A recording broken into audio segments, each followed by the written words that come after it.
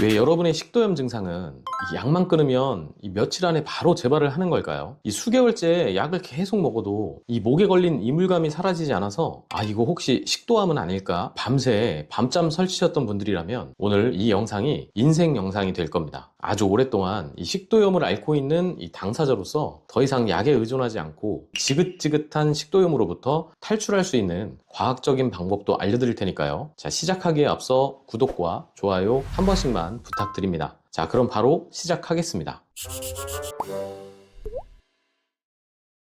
안녕하세요. 모든 약의 모든 정보 모모약사입니다. 이 약국에 오시는 분들을 보면 역류성 식도염으로 고생하시는 분들이 정말 많다라는 것을 알 수 있는데요. 이 시도 때도 없이 식물이 올라오면서 가슴이 타는 듯한 통증이 느껴지거나 이 하루 종일 목에 뭔가 걸려 있는 것 같아서 침을 삼키면 이 이물감이 더 심하게 느껴지는 상태, 그리고 이 음식을 먹고 나면 시원하게 이 자연스럽게 트림이 나오면 좋겠는데 그렇지 않고 계속 답답해서 억지로 쥐어 짜듯 트림을 한다면 이미 역류성 식도염에 걸렸을 확률이 매우 높습니다. 국내 성인의 약 10에서 15%가 주 1회 이상 이 위식도 역류 증상을 경험한다고 하니까 정말 매우 흔한 이 생활질환병이라고 할 수가 있습니다. 자, 그렇다면 이 역류성 식도염은 도대체 왜 나타나는지 자세하게 한번 살펴보겠습니다. 자, 우리가 음식을 먹으면 식도를 타고 내려가서 위장에 도착을 하게 되는데요. 이때 식도와 위가 만나는 부위에는 하부식도 관략근이라고 하는 조임새 역할을 하는 근육이 있습니다. 자, 이 관략근은 음식이 위로 내려갈 때만 문을 열어주고요. 평상시에는 꽉 닫혀 있어야 하는 것이 정상인데요. 그래야 강한 산성을 띤 이 위산이나 음식물이 거꾸로 식도로 올라오지 못하도록 막아줄 수가 있기 때문입니다. 식도에 있어서는 정말 방패 같은 아주 소중한 역할을 하는 거죠. 그런데 이 다양한 이유들 때문에 이 관략근의 힘이 약해지면서 문이 헐거워지니까 이 강산성의 위산이 식도로 역류를 하게 되는 거죠. 위장의 점막은 위산을 견딜 수 있도록 튼튼하게 코팅이 되어 있는데 이 식도 점막은 위산을 방어할 능력이 없기 때문에 위산이 닿게 되면 심한 염증과 함께 타는 듯한 통증이 발생할 수가 있는 것입니다. 즉, 역류성 식도염은 이 하부식도 관략근이 느슨해졌다라는 것이 바로 핵심입니다. 그런데 더 큰 문제는 이 위산이 식도를 넘어 목구멍까지 계속 타고 올라올 때 발생을 합니다. 이 위산이 인후두를 지속적으로 자극하면 성대가 손상되어 이 신목소리가 나는 인후두염이 생기고요. 기도로 넘어가게 되면 만성적인 기침을 유발하는 천식도 발생을 할 수가 있습니다. 이 실제로 국내 한 한방병원에서 1151명의 역류성 식도염 환자를 대상으로 연구를 진행했는데요. 환자분들은 다양한 증상들을 가지고 있었는데 특히 5년 이상 된 만성 환자일수록 이 목의 이물감, 그리고 신목소리, 기침 증상이 훨씬 더 심하게 나타난다는 것이 통계적으로 증명되었습니다. 다른 건 몰라도 이 목의 이물감은 정말 생활의 질을 현저하게 떨어뜨리는데요. 아마 이걸 처음 경험해 보신 분들은 다들 아실 겁니다. 이 생전 처음 느껴보는 이물감 때문에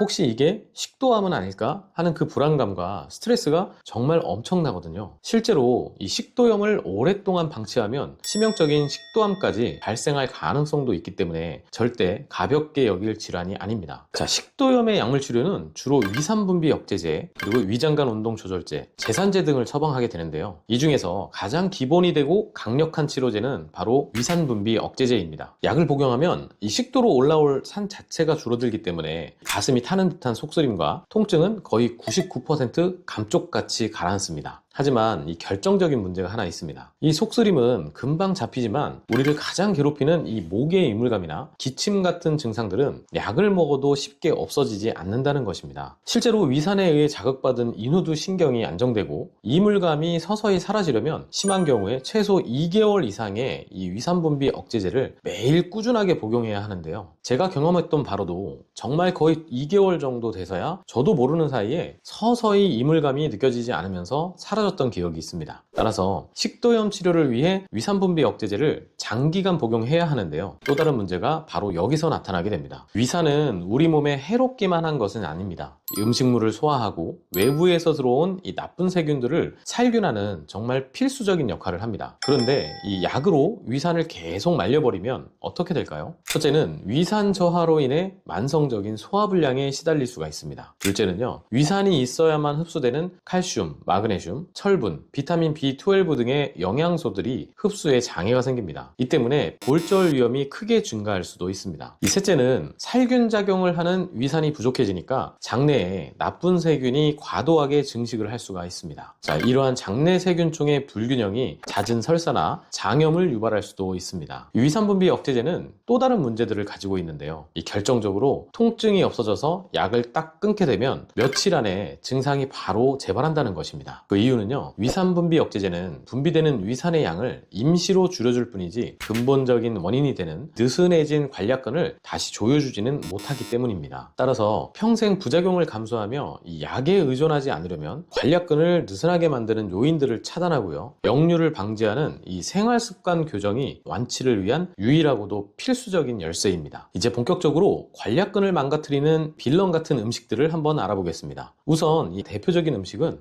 술, 탄산음료, 맵고 기름진 음식, 초콜릿 등인데요. 동서양 72개 연구를 종합한 이 대규모 메타 분석 연구에 따르면 고지방 식단이 위식도 역류 질환의 발병 가능성을 상당히 높이는 요소임을 보여주고 있었습니다. 특히 술 중에서는 이 화이트 와인과 맥주가 관략근 기능을 가장 심각하게 약화시킨다라는 보고도 있었는데요. 또한 빵, 떡, 과자, 그리고 한국인의 소울푸드죠. 이 라면 같은 밀가루 음식은 먹고 나면 위산이 과도하게 분비되는 특징을 가지고 있었습니다. 사람에 따라서는요, 소화도 잘 되지 않는 경우가 많기 때문에 이 역류성 식도염이 있는 사람들은 이러한 음식들을 반드시 피하시는 것이 좋습니다. 여기서 많은 분들이 궁금해 하시는 것이 바로 커피인데요. 이론상으로는 커피의 카페인 성분이 관략근을 느슨하게 만들어 역류를 유발할 수 있다고 알려져 있습니다. 하지만 이 최근 진행된 여러 대규모 연구들에서는 커피 섭취와 이 식도염 발생 간에 명확하고 일관된 인과관계가 밝혀지지 않았습니다. 그래서 미국 소화계학회에서도 증상을 명확하게 유발하는 특정 요인이 아닌 이상 모든 역류성 식도염 환자에게 커피 섭취를 일률적으로 제한할 필요는 없다고 명시하고 있었습니다. 즉, 본인이 커피를 마셨을 때 유독 속이 쓰리고 신물이 올라오는 증상이 나타나는 것이 아니라면 평생 커피를 완벽하게 끊을 필요는 없다는 뜻입니다. 이건 커피뿐만이 아니라 다른 음식들도 똑같이 적용이 되는데요. 이 사람마다 위장의 구조와 소화 능력이 다 다르기 때문에 나에게는 어떤 음식이 들어왔을 때 역류 반응이 나타나는지를 스스로 관찰하고 그 음식을 가려내는 것이 핵심입니다. 이 먹고 싶은 것을 무조건 억지로 참으려면 극심한 스트레스를 받게 되는데요. 그 스트레스가 오히려 식도염을 더 악화시키는 요인으로도 작용할 수 있기 때문입니다. 자, 음식의 종류만큼이나 역류성 식도염에 이 지대한 영향을 끼치는 것이 바로 먹는 방식입니다. 이 대표적으로 안 좋은 습관은 빨리 먹기와 과식인데요. 밥을 빨리 먹는 사람은 그렇지 않은 사람에 비해서 식도염 발병 위험이 4배 이상, 과식을 하는 사람은 약 3배가량 높다고 알려져 있습니다. 자, 이들 중에서도 식도에 훨씬 더 치명적이고 안 좋은 것은 바로 과식입니다. 이 한정된 공간인 위장에 음식이 한꺼번에 밀려들어서 빵빵해지면 이 내부의 압력이 높아지게 되는데요. 이 압력을 견디지 못한 하부식도 관략근이 결국 문을 열어버리게 되는 것입니다. 자, 이는 물도 마찬가지인데요. 보통 우리가 물은 일부러라도 많이 마시면 좋다라고 알려져 있잖아요. 그런데 식도염이 있는 사람의 경우에는 물도 한꺼번에 많이 마시게 되면 그 위산과 뒤섞여서 그대로 코나 목으로 역류를 할 수도 있습니다. 따라서 이 역류성 식도염이 있는 사람의 경우에는 한 번에 물을 벌컥벌컥 많이 마시지 말고요, 소량씩 자주 드시는 것을 권장드립니다. 자, 음식 외에도 식도염을 악화시키는 치명적인 요인들이 더 있었는데요. 첫 번째는 바로 담배입니다. 자, 흡연은 역류성 식도염의 발병과 악화를 부추기는 아주 강력한 원인입니다. 이 담배 속의 유해 물질은 식도 관략근을 직접적으로 이완시켜 위산이 쉽게 역류하도록 길을 열어주는데요. 그뿐만이 아니라 담배를 피우면 입안이 마르면서 침 분비량이 줄어드는데 우리의 침은 이 식도로 올라온 위산을 씻어내고 알칼리성으로 중화시키는 천연의 제산제 역할을 합니다. 흡연은 바로 이 천연의 방어막을 현저하게 떨어뜨리게 됩니다. 수많은 연구를 통해서 이 흡연자의 발병 위험이 비흡연자보다 훨씬 높다는 인과관계가 밝혀졌는데요. 심지어 이 간접 흡연은 물론 최근 유행하고 있는 전자담배 또한 식도염을 악화시킬 수 있다는 연구가 계속 발표되고 있기 때문에 담배는 무조건 끊으셔야 합니다. 두 번째는 비만과 복압입니다. 복부 비만이나 내장 지방은 마치 몸 안에 묵직한 돌덩어리를 올려놓은 것처럼 항상 위장을 짓누르고 있는 상태인데요. 이 비만 환자들은 내장 지방이 이 천연의 복대 역할을 하기 때문에 배를 꽉 누르고 있어서 위산이 잘 역류할 수밖에 없습니다. 이 같은 원리로 배를 꽉 조이는 옷이나 벨트, 허리를 보호하기 위해 차는 복대 같은 경우에도 복부의 압력을 강하게 높이기 때문에 위산의 역류를 유발할 수가 있습니다. 특히 집이나 헬스장에서 이 식스팩을 만들겠다고 복근을 너무 강하게 쥐어짜는 윗몸 일으키기와 같은 운동은 위산을 식도 쪽으로 쥐어짜내는 최악의 운동이기 때문에 절대 피하시는 것이 좋습니다. 그렇다면 이 약 없이 역류성 식도염을 고치기 위해서 구체적으로 어떻게 생활을 해야 할까요? 이 모모약사가 알려드리는 솔루션을 오늘부터 당장 실천해 보시기 바랍니다. 자, 첫 번째는 음식은 철저하게 소식을 하시는 겁니다. 앞서 말씀드린 것처럼 술과 밀가루, 이 야식 등은 당연히 피하셔야 하고요. 이 메타 분석 연구에 따르면 채식 위주의 식단과 식이섬유 섭취는 식도염 예방에 긍정적인 효과가 있다라고 밝히고 있습니다. 단 여기서 중요한 핵심은 아무리 위에 좋고 소화가 잘 되는 음식이라 할지라도 너무 많이 먹게 되면 위가 팽창해져서 결국 역류를 유발한다는 것입니다. 따라서 무조건 배가 부르기 전에 숟가락을 딱 내려놓는 그런 소식 생활을 하셔야 합니다. 자, 둘째는요, 식사 후에 절대 바로 눕지 말고 20분간 가볍게 걷는 겁니다. 이 연구에 따르면 식사 후에 눕는 습관은 위산을 중력에 의해서 식도로 바로 쏟아지게 만들었기 때문에 식도염의 위험을 크게 높였습니다. 이 밥을 먹었다면 절대 소파나 침대로 가지 마시고 최소 20분 정도 가볍게 걸어주시는 게 좋습니다. 이 거창하게 나가실 필요는 없거든요. 그냥 실내에서 이 짧은 구간이라도 왔다 갔다 가볍게 걸어주시면 충분합니다. 걷는 행동은 위장의 연동 운동을 촉진시켜서 음식물을 빨리 장으로 내려보내주고요. 위산이 올라오는 것을 완벽하게 막아줄 수 있으니까요. 정말 강력한 천연의 치료제라고 해도 과언이 아닙니다. 셋째는 취침 전 3시간의 금식 규칙을 사수하는 겁니다. 이 저녁 식사나 야식을 먹고 소화가 채 되기도 전에 잠자리에 바로 들면 밤새 위산이 식도를 공격합니다. 이 수많은 연구에서 저녁 식사 후 잠자리에 들기까지의 시간이 3시간 미만일 경우에는 역류성 식도염의 발생은 급격히 높아질 수 있다라고 경고하고 있었는데요. 내가 밤 11시 정도에 잔다면 늦어도 8시 이전에는